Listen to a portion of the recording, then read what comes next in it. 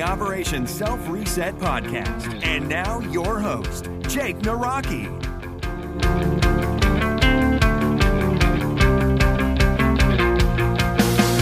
What is going on, Resetters? Welcome back to the Operation Self-Reset podcast. Thank you so much for joining me on another episode for the one and only place to truly transform the person you are to that person you strive, crave, and want to become. Like always, you guys rock. Thank you for subscribing. Thank you for tuning in for the first time if this is your first time. And also, if you guys have not done so, please go to iTunes, leave a review, and subscribe to this podcast. I know there are millions, literally millions of podcasts out there now, but nobody is as good as this one. Well, at least I think so in my own little brain. But today we have a great interview coming your way, and I don't want to get too lengthy on the intro here, so we're going to dive right into the quote of the day. If you have a quote that you love, if you have a quote that just inspires you, send it over to me. I would love to share it to the world. You can email me, ask at osreset.com. Ask at osreset.com. Send me your quote, and I will make sure to get you up on the Operation Self-Reset podcast. Today, though, we have a great quote, and his name is, this quote comes from Justin. The quote goes like this: honor your values, your responsibilities, and your dreams. Cultivate these in balance, and their push, pull, and agitation will give you the direction, strength, and purpose to be and become yourself. Justin, awesome quote. Really love it. You guys can go check out Justin's work at venturecompanion.com. Venturecompanion.com. Go check them out. Justin, thank you so much for emailing me that quote. You will also be put on Facebook. Speaking of Facebook, wow, that's weird how we rolled right into that one. I do have a Facebook page for the Operation Self-Reset community. Yes, I do. We already are at 280 people strong. I suggest that you guys get over there and check it out. It's a really cool little organization. It's a really cool little Facebook page. I post a lot of cool videos, quotes, things that I'm doing on the Operation Self-Reset side, and also just asking questions and chatting with each and every one of you guys. Thank you for being part of the community if you are, and if you are not, head on over to Facebook and just type in OSR fan page, and boom, there it is. I think there's a song. Oh, it's not. I was thinking, boom, there it is. Boom. It's not boom, though. So I'm not even going to sing the other part because it's just embarrassing now. So continuing along here, if you guys want to support the Operation Self-Reset podcast, and the only way that you can support me is by improving yourself. Yes, it's like help you, help me, help you kind of thing. Head on over to audibletrial.com/OSR. You can get a free audio book. That is right. Audiobooks are awesome. You're able to walk the dog, drive in your car, and learn about yourself. Learn about great ways on improving everything about you. There's a billion books out there, and you don't always have the time to be sitting down and reading, especially if you have a hectic life like myself. I love audiobooks, if I can say it right, because it just really allows me to absorb information while doing daily things. So let's dive into the interview that I have for you guys today. Her name is Gail Brenner from flourishing.life.com. She talks about practical ideas and ways of clarity and wisdom of living a flourishing life. That's why she named it the way she did. These jokes, I'm sorry. I don't know why. I'm just really giggly about my own jokes today. But let's dive into the interview, and I will catch you on the other side. Hey guys, welcome back to the podcast. Today we have on Gail Brenner. She is from flourishing.life.com. I came across her information from her website. I kind of researched her. I found out a lot of interesting things about Gail, and I truly believe Gail can give a better perspective on our own personal lives when it comes to becoming internally happy. And Gail, first off, thank you so much for joining me on the podcast. It is the first of the year. Happy New Year to everybody that's listening. And thanks for joining us today. Oh, you're so welcome, and I appreciate you asking me. Yeah, and I also wish everybody a happy New Year. Yes, and this podcast is called Operation Self-Reset, resetting the person you are to that person you want to become. And the information I kind of gathered from yourself, do you mind kind of going over your own personal reset to bringing yourself to flourishing.life.com and kind of getting really involved deeply in understanding your true inner feelings? Yeah, sure.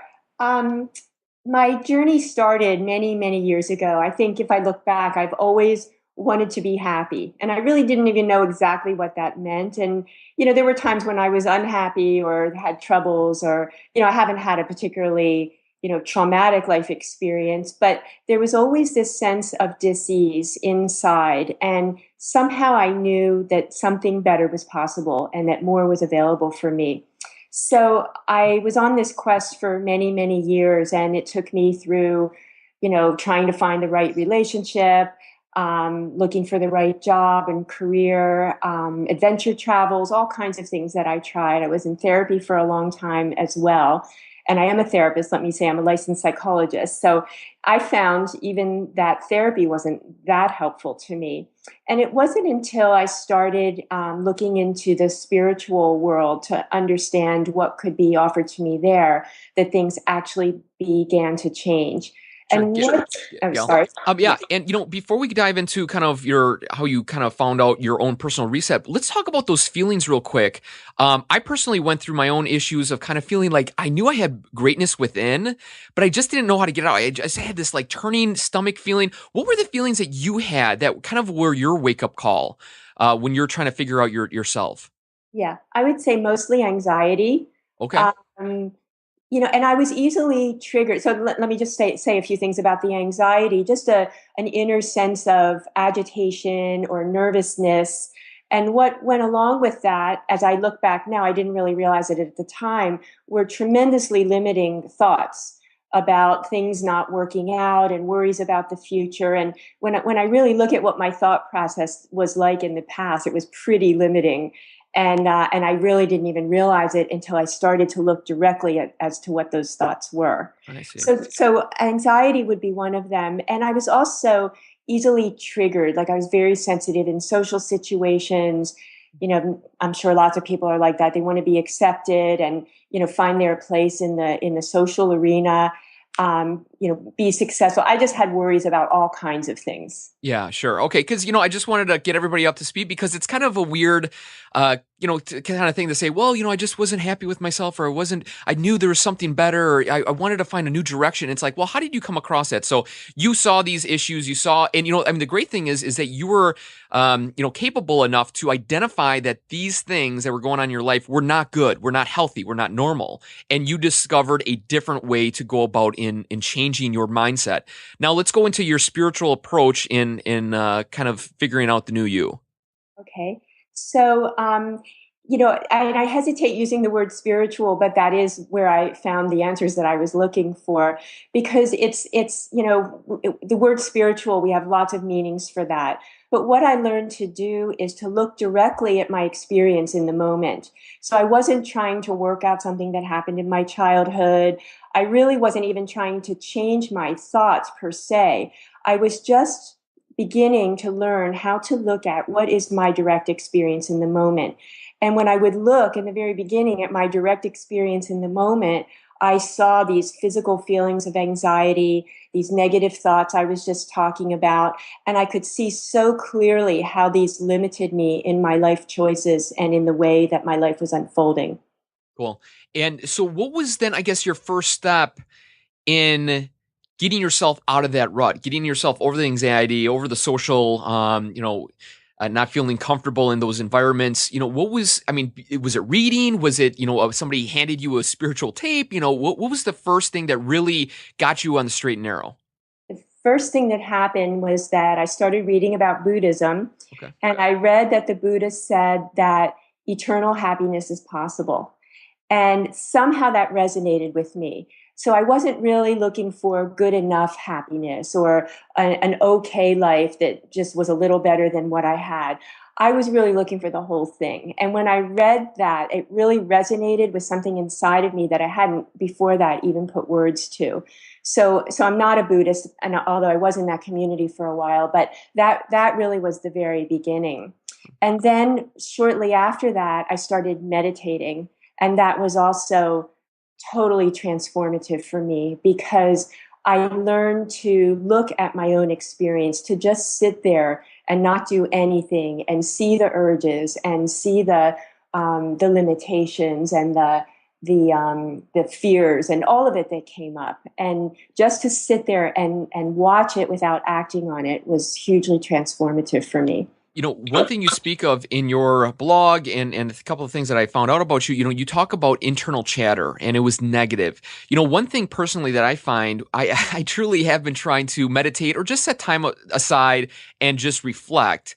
And one thing, I have a very active mind, I think, just like everybody and probably yourself when you first started meditating. When those negative chatters first started, I guess this is a two-part question.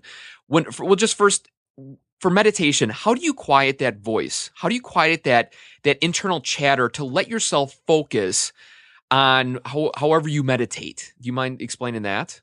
Sure. There are a lot of different ways to meditate. And the way that I learned and what I did and found very useful was not to actually try to quiet the mind. It was really a stepping back from thoughts and feelings and all the experiences that were arising, and stepping back and just allowing them to be, to watch them, to welcome them, to let them be as they are. So it was really a stepping back into a space that's quiet and still, although it's not trying to get there, because that space is always there. If the mind, even the thoughts don't have to stop. You have to just look at where these thoughts arise from and find the moment when the thoughts begin. And then you can see that there's always a space. There's always a way to step back so you can witness what's going on rather than being completely involved in it. Sure. Now, the second part to that question, now let's say that we'll use myself, for example. If I don't feel comfortable in a social situation and I know I'm going to a dinner party, for example, and I go to this dinner party and my mind is going nuts. I'm thinking I don't look good enough. I'm not confident enough. I don't have good social skills. That negative chatter is totally taking over that situation. Now, I don't have time, or I don't feel like I have time, or I have never even meditated before, so I don't understand just kind of letting that out and kind of talking about going through the steps that you just spoke of. What do you have for the people that do have that negative chatter when they do encounter a situation that they're not comfortable with? Do you have any suggestions or tips for them to kind of overcome that situation? Well, I would start with something easier. So if that's a very difficult situation for you or anybody who might be listening, I wouldn't start with the hardest situation. Sure. I would start with something easier, because this is, I know, believe me, I understand how people want tips and they want the fast route to feeling better. But it's, for me, it really wasn't like that. It was years of a pure intention on my part and diligence about watching my experience and making the choices to not go along with those habit patterns that were coming up. So there's no quick answer. But what I would say in a situation like that, if that's something that really troubles someone, is to begin all the time to develop the habit of looking at one's experience so that you can begin to not have your life be ruled by those thoughts and by the feelings of anxiety that might come with that. Sure. But let me say something specific. In that situation, I would really encourage a great deal of self-compassion. So if you know that you're nervous before going in, just stop, take a breath, and begin to tell yourself, to soothe yourself inside and say, this is going to be okay. I can do this, whatever is encouraging to you in the moment. So that in a way helps to short circuit that negative feeling. And the self-compassion works doubly because it helps to ease the anxiety. And also if you end up still being nervous and not having the situation go how you really want it to, again, that self-compassion is really important so that it doesn't bring you down further. So talking about now that you have a PhD in psychology, you understand a lot, not only educationally, but now you know a lot spiritually. Do you feel that both sides of the coin match one another, or do you feel that there's still a very definitive line when it comes to improving people's lives?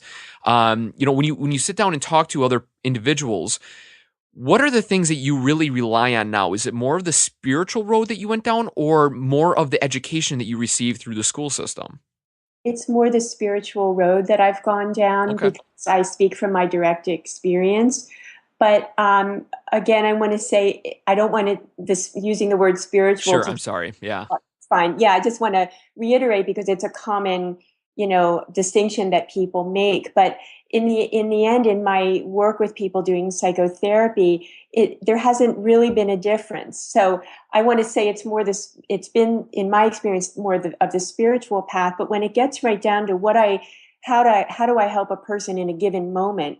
It's really about looking at their thoughts, looking at their bodily sensations, looking at the feelings, the habits, the actual in the moment experience, in the present moment, what's causing the trouble, and really taking the laser light out to look at what is that's actually turning the person away from happiness.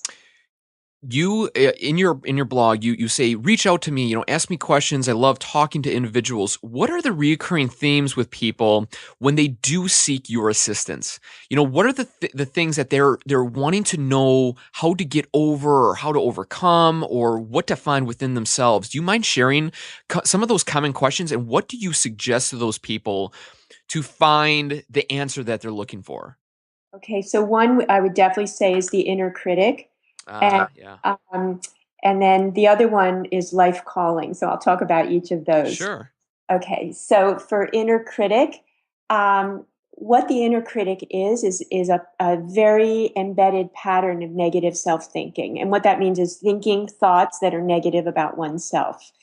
And if those are believed and those are what guide how you feel and what your actions are, you're not going to be very happy, and it's going to be very limiting in your life and how you think about yourself and your possibilities. And you probably know this from your own experience. You mentioned earlier about discovering your greatness, and Right.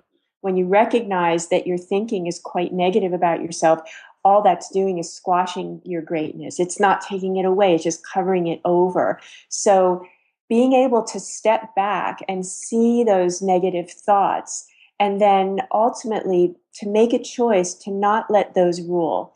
And there are different ways to go in getting to that point. And one is definitely to challenge the thoughts, because we come up with these negative thoughts. When you really look at them, they have no basis in reality. You don't really have any evidence that they're true. Like, nobody likes me, just to use a very basic example. Sure. It's so extreme. It can't possibly be the case that absolutely no one on earth likes you. Even if, it could be as simple as, you've gotten a nice smile from, the person at the checkout counter or something, and the mind tends to go into the extreme. But to really challenge that and say, is that true that no one likes me? Oh, no, maybe that's not true. And then you learn to eventually, when you really dissect and challenge the actual content of these thoughts, you start to see how ridiculous they are and how they're manufactured by the mind, but they really don't apply to what's happening in reality. Sure. And So wait, and before we get into that other part, why do you feel that is? Do you feel that's just built into us? Where does that come from? Is it just something that we kind of just learn as we grow up? We just kind of start to get that mentality. Where do you feel it comes from? I think that as humans, when we come into the world in a human body, we're built to survive. And I think protecting ourselves is a survival mechanism. Hmm. So a negative way of thinking, as paradoxical as it might sound, it's protective. It's like, oh, don't do the fearful thing. Don't do the risky thing. Don't put yourself out there. These are the limits that lots of people live under. And they of course, they keep you from being your greatest self, but they also protect you from failure, from looking bad, from from anything that might be risky. Hmm. Okay, now let's talk about the second part of that people always ask you is life journey, right? What was that you said? What is my life calling? Life What is calling. the thing that I've been meant to do in this world? Yes. I mean, we get this, if anybody who reads blogs on the internet, it's loaded with that question. And you know what? It's so funny because I had that question before and I decided to take this path. Now, I don't know if this is the real, I truly feel that this is my path, but it's so funny you say that because I'm really excited to hear your answer or what you have to say about this, because I feel that I do ask my community too, what's something that, is bothering you. I want to hear information, ask me questions. And that is a question that they always want to know. I want to find my passion. I want to feel why am I here? What's the real meaning of this and that? So, please go ahead and share what you've shared with your community. Okay. And also myself. I mean, I've had the same Sure. question for a long time. So, what I have found in my own experience is it's a really painful question. It's like, because it's asking, what do I need to know or find that I don't know now? What's out there for me in the future that isn't here now? And I think there's a fundamental misunderstanding in that way of thinking, which is that it assumes that everything that you need is not here now. So my orientation is always to looking at what is uncovering the happiness and peace and fulfillment that's possible in this very moment right now. So when you get caught in that habit of what's my life calling, what's my life calling, you can't know what your life calling will look like. You know, your life calling in the moment might be looking at a sunset, or it might be eating a delicious meal or hugging somebody you really care about.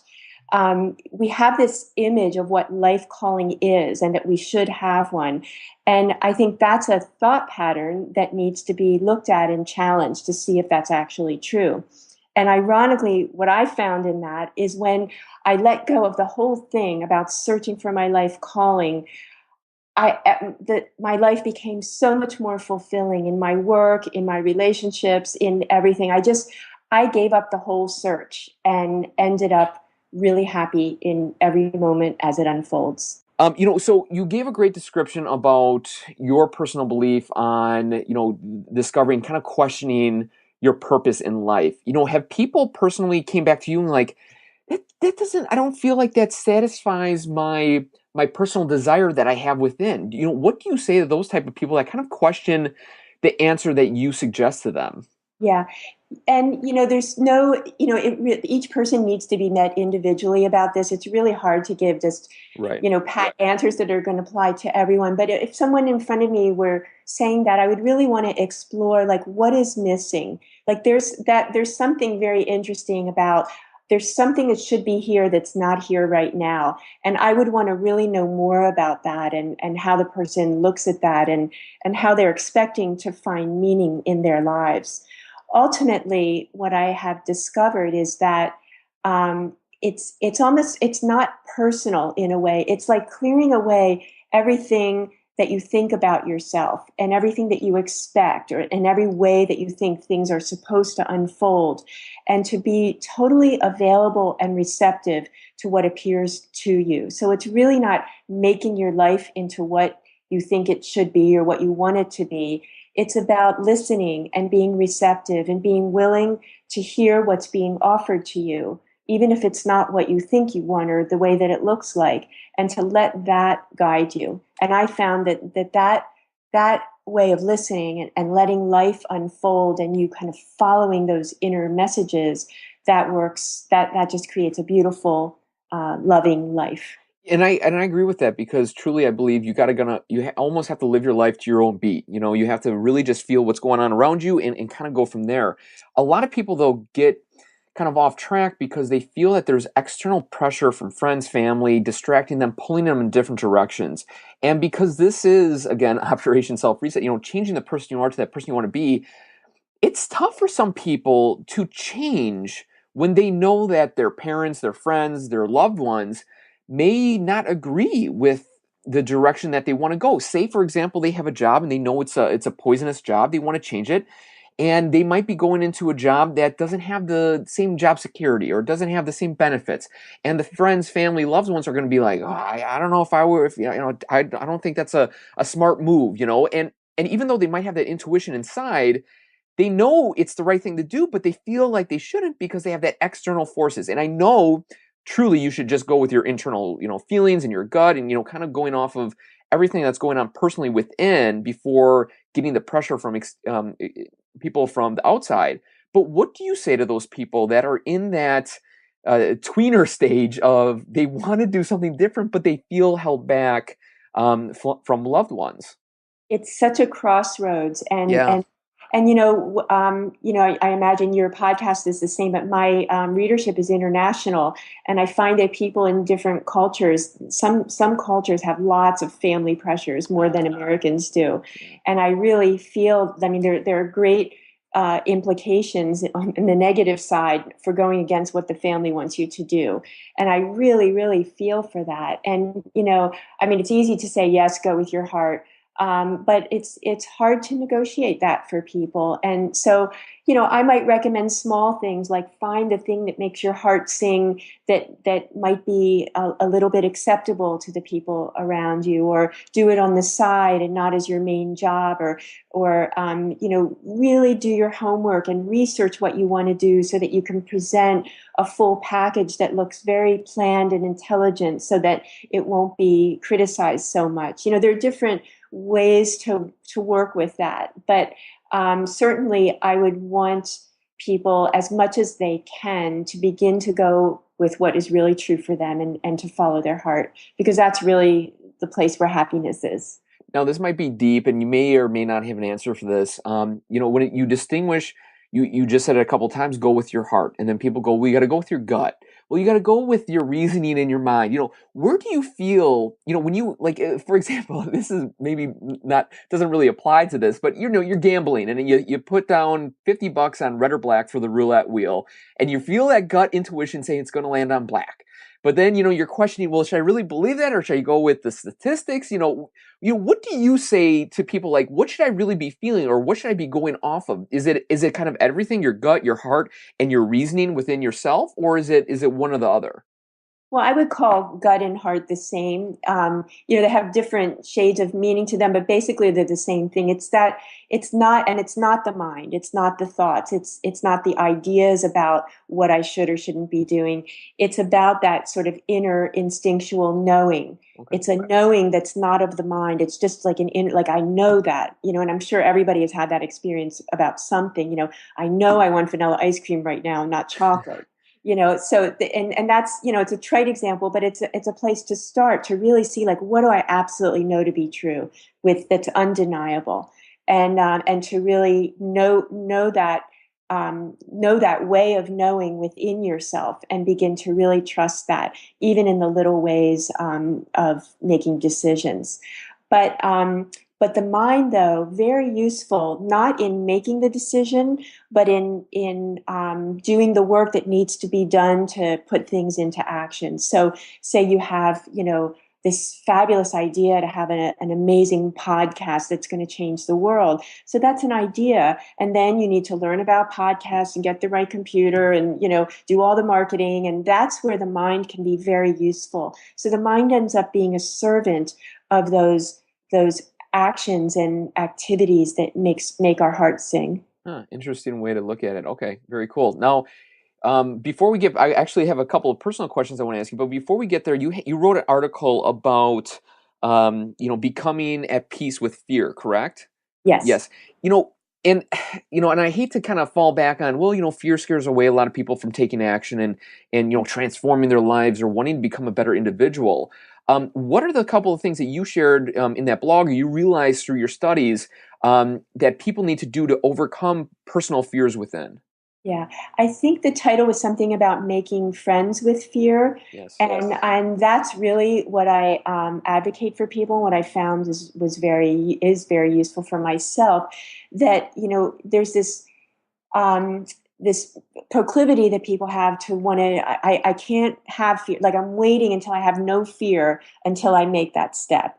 Or I want the fear to go away. Well, that's a nice idea, but that's not what's going to happen. I think people who are really successful and really can put themselves out there to do the thing that is in their heart or their gut, it's not that you don't feel afraid, it's that you don't let that fear rule and guide your decisions. So yes, I feel afraid, but I'm going to connect with what's really, really important to me, with what's true for me. And that's not fear. And what's true for me is to do that thing that's risky or really puts me out there into the public eye or whatever it might be. And I'm going to acknowledge that the fear is there, and I'm going to put it to the side, and I'm going to move forward anyway in the excitement and enthusiasm for what I know is true for me. Sure. And when it comes to fear, have a lot of people emailed you about, like, people are going to be envious or jealous of the new direction that they choose? Like, have people come to you and go, man, I really want to go ahead and do this. And I know we're kind of going back to that same question, but I have a personal connection to this one in particular because I actually had to remove some friends from my life. And it wasn't my choosing. It wasn't because we had a big argument or, it was about something else. It was truly because he was questioning if I was trying to become better than he was. Yes. And have people asked you this? And if so, what was your response to them? Well, I haven't had that question, but I know the issue that you're talking about. And, people are mirrors for each other. So maybe what was happening for you was mirroring his own insecurity. And maybe it was time for that friendship to fall by the wayside. I find that a lot, that as people really begin to take those courageous steps to do what they really want to do and to put the fear to the side and move forward anyway, which is what I call making friends with the fear. It's like, okay, there's nothing wrong with the fear. It's here, but I'm not going to let that be the thing that guides me. And as people do that and they maybe become more public or put themselves out there or become more successful, it reflects back on the people around them. And it's common for friendships to fall by the wayside and even love relationships. When one person really starts to go for it and the other one feels threatened, that can bring challenges for sure. Yeah, it's not a I fun. also don't see that as an excuse to not do it. Sure, and that's not a fun feeling by no means, and I think everybody that's listening that really wants to take their life in a different direction, they want to please everybody, because going outside of the box, trying to do something different is not the norm, and like you said, people feel threatened. They feel like, we're in the same social atmosphere, we make the same wages, and now this gentleman or woman would like to go in a different direction. Whoa, he might become successful. Oh, he might actually do this or do that. And like you said, people feel threatened, and it's unfortunate, but just that's the way it goes, and like you said, you need to put those friendships or relationships to the wayside and move on in the direction that you truly feel is right for you. Now, you starting this blog, A Flourishing Life, talk us through the process of why you chose to make your knowledge on this subject public. Did you have to go over, kind of when you decided to start typing and make your articles, live, were there any difficulties that you had to overcome within yourself or with your relationships? I was actually quite excited about it because I had this idea for, I don't know, a very long time to write a book. And then I started learning about blogging and what it is and the possibility of it. And I became very excited about the possibility of not having to write a whole book, but to be able to, say what I want to say, what comes through me to say. I like to write, and I think my writing's gotten a lot better over the time that I've blogged. So all of that was very interesting to me. So when I learned about the format of blogging, I was quite excited about it. It's always, the first time you press publish, it's always, a little anxiety producing. But, I learned a lot of, and this is where the mind came in. I wanted to just, I don't know, just resonated with me to start a blog. And then I started studying blogging and how to do it and learning WordPress and, all the technical things behind it. So, at this point, I'm quite knowledgeable about blogging and how to blog and how to manage a blog. So that all went along with this excitement about just sharing whatever I felt might be helpful to other people, which is really the primary thing. I just, try to be helpful. I put it out and, hopefully, people resonate and it can help them in their own lives. Yeah, no, for sure. And obviously you have a good support group around you. Everybody believes in this. And there are, and the great thing when I asked you that question, like you still had that excitement, it wasn't like, oh yeah, this blog is really weighing me down. You still had that kind of that fire behind it because you really believe in what you're putting out there and the things that I have read personally, truly inspiring and you give great insight. And the one thing that I really love, and I think when you and I were emailing back and forth, you really provide reasonable ideas to get past certain things in your life, like the fear, being friends with fear, very practical, very down to earth, nothing crazy, nothing off the wall. I mean, these are realistic ideas that you have that can truly help people with the first couple steps that they need to take that action. That's right. Yeah. Yeah. and it turns what people think on end, because you just, if you don't even think about it, you go, oh, I'm afraid, I can't do anything. So right there, you're stopped. But if you think, well, okay, you look at it with intelligence, you look at the situation with a clear eye, and what you see is, okay, yes, I'm afraid, but I can see a path this way, or I can see how I might be able to take a first step. When you look at it from a place of clarity, it can really open things up that you hadn't seen when you're being limited by the fear. Okay, and to kind of go off your theme here, do you feel that by clearing up your internal, thought process, becoming happier, it will reflect a better outcome in your life? Absolutely, yes. Yeah. And I don't, and not just in your life, but say you're happy now, and then now, and then now, and then these moments add up, and then really there's peace and happiness, and that's how you receive the moments of your life, and it reflects out everywhere, your relationships, the things you see, the things you do, just everything starts to blossom, and there's no limit to the blossoming. And if I was to come up to you and go, Gail, I'm just, my life is falling apart. I know that I want to do something different, but I feel like I'm kind of trapped. What do you have to say to me as a starting point? What do you tell people to kind of do first to kind of get themselves organized or to truly change their life around? I would start very, very simply and say, I would ask, what do you feel moved to do in this moment? Hmm. And just bring it down to the moment, because that's where the blocking takes place, and that's where the freedom can be. So what are you doing now that's making you not happy in this moment? And by doing, I mean, what's the thought? What's the feeling? What constellation of identification is stuck there that's preventing you from being happy? Because it's not a belief. I absolutely know that it's possible to be happy in any moment. So I'm always oriented to what is blocking that now. So I would invite the person to go underneath all the turmoil and I don't know, and everything's bad and I don't know what to do, and just say right now. Maybe it's a breath. Maybe it's just a little bit of exercise, or whatever it is that can bring a sense of peace and even fulfillment in that very moment, and starting there. Cool. I went through a time in my life. It was actually a breakup a few years ago, and I'm now married to the person we broke up to. So it's just a happy ending to the story. But it really threw me off. And then actually ended up writing a post about it a few years ago. But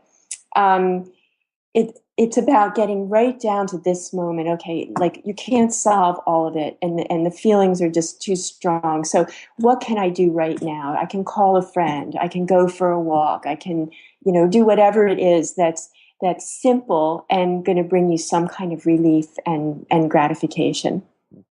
And what does a personal reset mean to you? Oh, a personal reset means right now in this moment, looking inside into your internal experience and see what's blocking you from being happy and being peaceful. What negative thought has taken over? What feeling is there that's grabbing your attention? And can you just step back and breathe, press pause, stop, and just let yourself be peaceful in this very moment? Awesome. Gail, thank you so much for your time. Great, like I said before, I mean, just practical stuff, really just kind of uncovering that first layer of dirt and really getting to the root of what's going on internally before we see the result on the exterior. And Gail, how can people get a hold of you and take a look at your blog and everything that you have to share? It's aflourishinglife.com, and I'll spell it. It's AFLOURISHING, A Flourishing Life, LIFE, as one word, aflourishinglife.com. And there are ways to sign up for my Facebook page and finding my Twitter account and all of that. So I would love people to stop by. There's archives there. So in the top menu, if you go to archives, you can take a look at over 3 years worth of articles. And I would love people to stop by and just take a look and see if anything resonates for them. Awesome. Gail, honestly, great information. Thanks for sharing a lot of personal stuff. Yeah, and I appreciate you joining us on the podcast. I know we had a little difficulty there with some Yeah. technical difficulties, but that's the way the cookie crumbles. So, Gail, thank you so much. We will keep in touch, and I appreciate your time. Very good. Thank you. Take care. So first off, thank you to Gail for coming on the podcast. Really appreciate it. I think you guys listening, I think you can pull away at least a couple of ideas from what she talked about. If you guys are interested in finding out more information about Gail and her project, A Flourishing Life, head on over to aflourishinglife.com. Also, if you want to find the ideas we talked about, the links we talked about, and everything about today's podcast, head on over to osreset.com/flourishing life. Head on over there. Everything will be provided, and you can click away and search the web through the Operation Self Reset platform. That is all I really have for today, and I'm changing it up a little bit. Yes, I'm changing up the format because I have listened to what you guys want, and you guys want different things out of this podcast. And how do I know that? Because most of you, well, only 46 of you. So I'm looking for more people to take the survey. And why do I want you to take the survey? Because I want to improve this podcast to the point of it gives you everything that you want when it comes to listening to this content. I want to find out more on how I can improve this podcast directly for you, the listener, because I'm not doing this for myself. It's not like I record these podcasts and then I lay in bed and go, man, I sound so good. I'm doing a great job. You motivate me, Jake. I'm like talking to myself in a third person. Then my wife comes in and she thinks I'm crazy. And then so whatever. I get on these little tangents, but I really want to improve this for you. So if you could, please, I know literally there are thousands of you that are listening to this and I only have 46 people taking the survey. If you could help me out, it takes literally 3 to 5 minutes. I do not need an email address. I don't need your name or your address or your social security number. I just need you to take the time and answer 10 quick questions. If you could, go to osreset.com/survey and you will find the link. It's actually already on the page. You just click away, answer a couple of questions, and it will truly help me get more direction, more concise information to you, the listener. So I really want to help you reset your life. And if you could help me, give me more direction, it would be greatly, greatly appreciated. So talking about that, the way that I'm changing up today's podcast is actually I'm not going to have a motivational moment at the end of this episode. I usually kind of go on a rambit about a couple of keywords, and kind of self-belief and kind of really bringing out my motivational side and trying to present that to you. A lot of you guys, surprisingly, want a podcast between 30 and 40 minutes. And that's what I'm trying to provide for you. Actually, as I'm saying it right now, I'm looking at the clock. We're at 43 minutes. So I'm a little bit over. I apologize. But because of the new format, I'm trying to change it up a little bit. So at the end of this episode, there is going to be a follow-up episode. It's going to be published on Wednesdays right after this episode, and it's going to be Operation Self Reset Motivational Moments. And it's going to be between 2 to 10, 15 minutes long and talking about keywords or ideas that I find personally powerful to help you to stay focused, to get motivated, to be inspired, because sometimes we need that little pep talk to get into that next actionable step when it comes to our personal lives. And I know some of you guys like the motivational moments and some of you don't. So if you like the interviews, but you don't like the motivational moments, perfect. Now you can just listen to the interviews. And for the people that want those motivational moments, you can just listen to the motivational moments. So they each have their own personal episode. So I'm able to kind of chop up these podcasts and give you what you want. So I'm here for you, literally. That's why I always say, please email me. Email me your questions. ask@osreset.com. I will try to get to you. I have like 35 emails that I need to get to, but it's a lot. But I know that by reading your emails, I read them right away, and it allows me to get the right guests to give you guys the answer in a kind of a third directional way of answering your question for you. So thank you again so much for listening to this podcast. Please subscribe, please review or leave a review, and also to share this content with your friends, family, loved ones or whoever, because the best source of knowledge is to share that knowledge with others. Why keep it for yourself? Even though you probably want to, sharing is caring. So thank you guys always, and head on over to osreset.com to get more information on the Operation Self Reset project, and also to give me your email address so I'm able to keep in contact with you. Right on the homepage, there's an opt-in box, and I will provide you tips and tools and quotes and ideas of improving, resetting, transforming your life. You guys are awesome. Thank you so much. We will catch you next week, Wednesday, for another episode. And if you like these motivational moments that I usually end the episode with, stay tuned. The next episode, next podcast that's published today, Wednesday, listen to it. It's all the motivation you need for the rest of the week. Thank you guys. Take care. We'll see you. Thanks for listening to the Operation Self Reset podcast. Find out more ways to reset at www.osreset.com.